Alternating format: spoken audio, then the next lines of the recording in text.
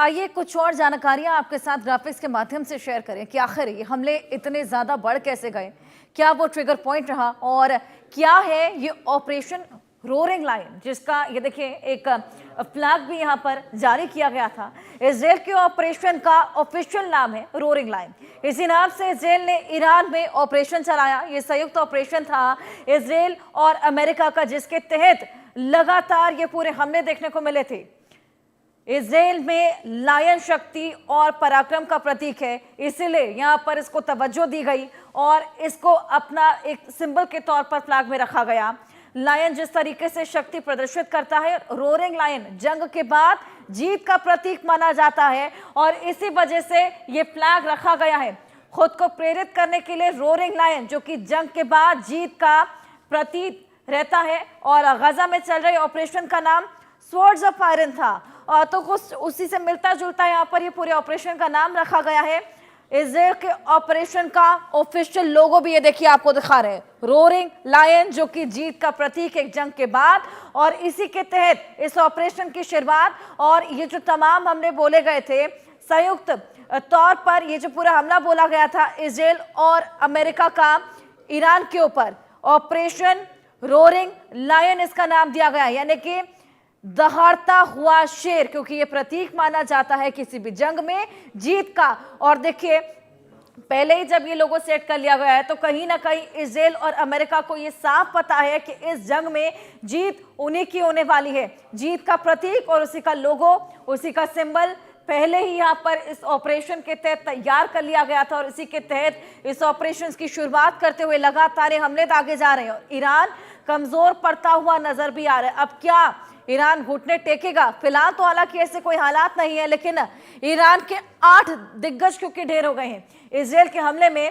अजीज नसीरजादे, जो कि ईरान के रक्षा मंत्री हैं, रक्षा मंत्री अपना गंवा दिया है। अब्दुल रहीम मौसवी ईरानी आर्मी चीफ ऑफ स्टाफ हैं, चीफ ऑफ स्टाफ गंवा दिया, रक्षा मंत्री गंवा दिया।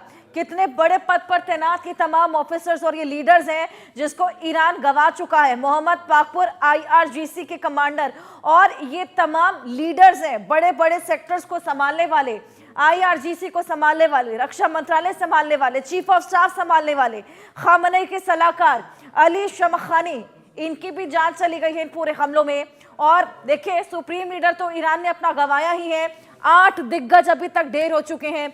मोहम्मद शिराजी खामनेई के सैन्य रणनीतिकार थे और इसी के साथ में खामनेई की हत्या हो गई, इनके पूरे परिजनों ने यहाँ पर जान गंवाई है। बहू, बेटी, पोता साले असदी, जो कि खुफिया प्रमुख थे, यानी कि इंटेलिजेंस के प्रमुख थे। और ये तमाम प्रमुख, ये तमाम लीडर्स हैं, ये दिग्गज हैं, एक तरीके से कमर तोड़ दी गई है यहाँ पर ईरान की।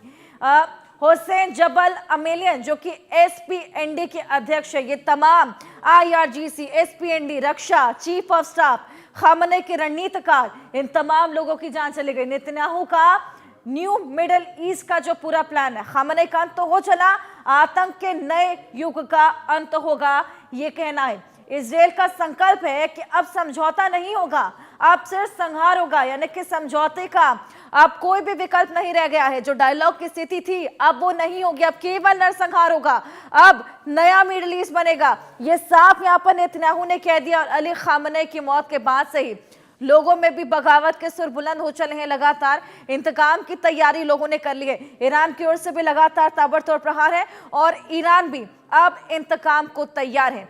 ऐसे में इन्हीं तमाम चीजों को लेकर लगातार आपको अपडेट्स देंगे। फिलहाल एक नजर डाल लेते हैं हेडलाइंस पर।